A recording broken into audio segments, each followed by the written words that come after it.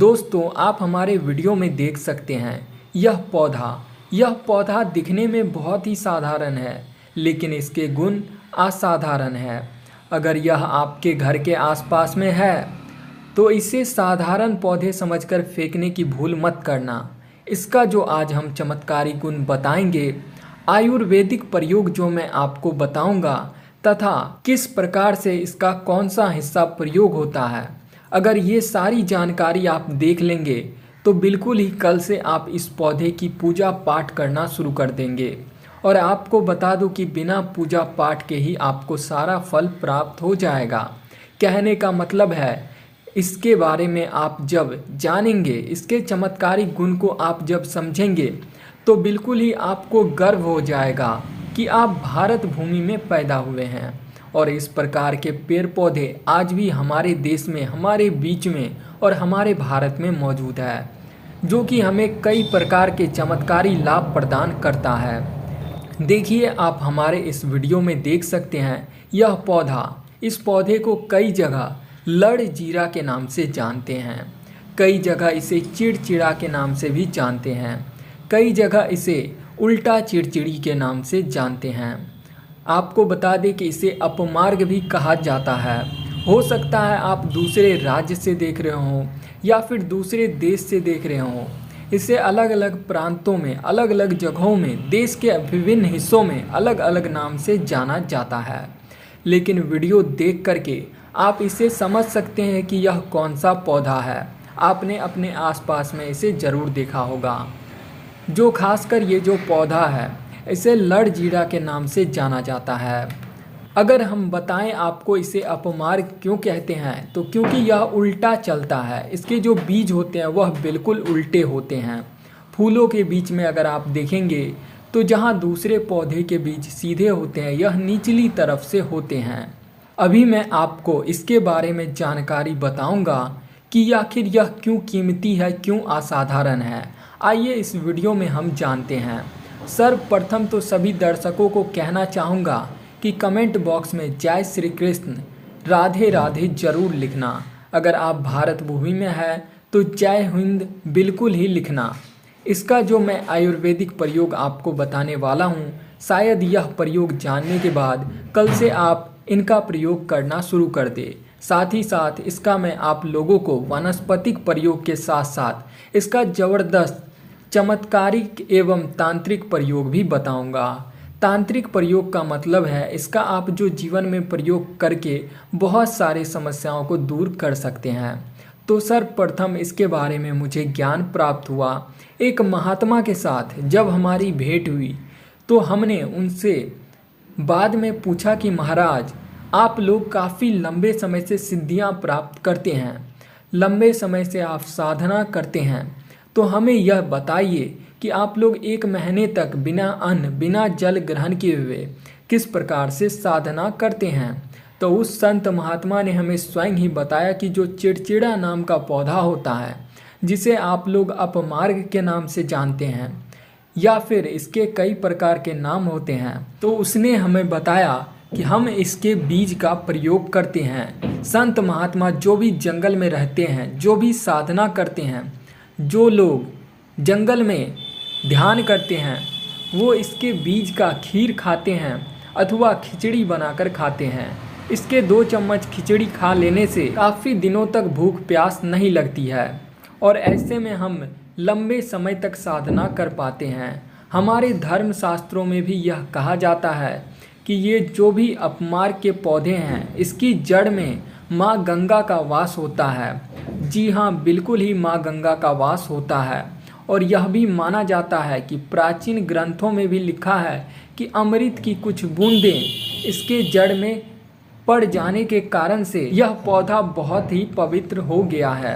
इसलिए आज भी लोग, जो धार्मिक लोग रहते हैं, वह इसका प्रयोग कई तरीकों से करते हैं। आप हमें इस बात का कमेंट करके ज़रूर बताना कि आपके यहाँ कोई लोग इसका दातून करते हैं कि नहीं।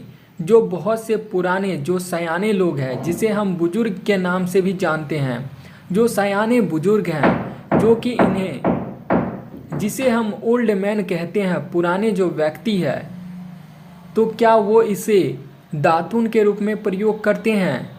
क्योंकि इसकी जड़ में गंगा मैया का वास होता है। इसकी जड़ में अमृत की कुछ बूंदें गिरी थी। आइए सर्वप्रथम जानते हैं इसका आयुर्वेदिक प्रयोग, फिर जाएंगे इसके चमत्कारिक प्रयोग पर। आयुर्वेदिक प्रयोग सर्वप्रथम बताना चाहूँगा।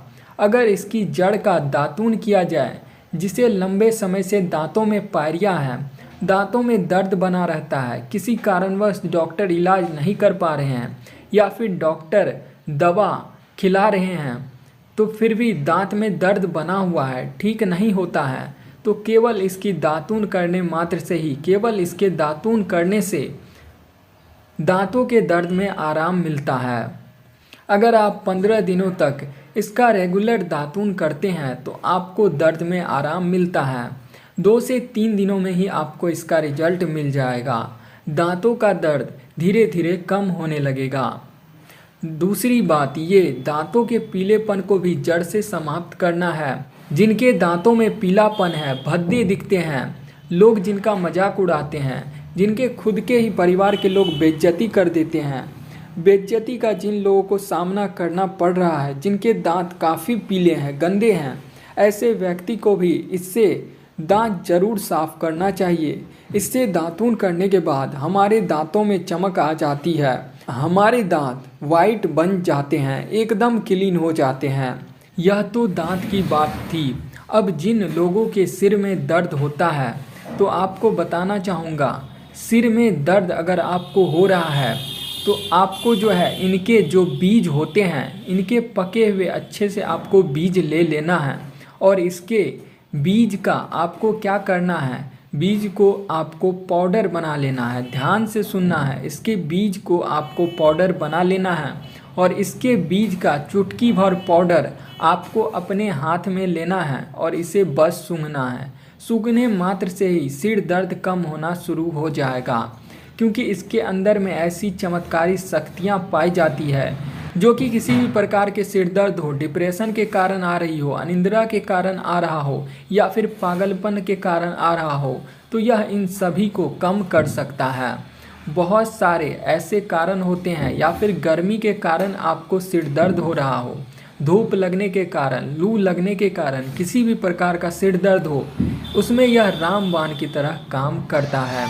आइए मैं आप लोगों को इसका चमत्कारी प्रयोग बताऊंगा। पहला प्रयोग है, जो लोग चाहते हैं उनके कार्य भर में उन्हें तरक्की मिले, जैसे कि जो लोग व्यापार वर्ग से जुड़े हुए हैं, जो लोग चाहते हैं कि जिनका धंधा पानी अच्छे से चले, जिनकी दुकान अच्छी चले, तो ऐसे व्यक्ति क्या कर सकते हैं, इसकी जड़ को रवि पुष्प नक्षत्र में लाना होता है, गुरु पूर्व नक्षत्र में आपको लाना होता है, या फिर कोई शुभ दिन हो, जैसे दीपावली हो, होली है, या फिर बहुत सारे शुभ दिन होते हैं। कृतिका नक्षत्र में भी आप इसकी जड़ ला सकते हैं। तो इसकी जड़ को लाना होता है और उसे लाल कलर के कपड़े में बांध करके आप अपने व्यापार स्थान में बांधिए। देखना जहाँ 5 ग्राहक आ रहे हैं तो 5 ग्राहक की जगह 50 ग्राहक की भीड़ लग जाएगी। कहने का मतलब है कि ये दुकान में ग्राहकों की भीड़ को भी बढ़ाएगा, ये आपका आमदनी बढ़ाने का काम करेगी। इसके बाद इसका दूसरा प्रयोग सुनिए।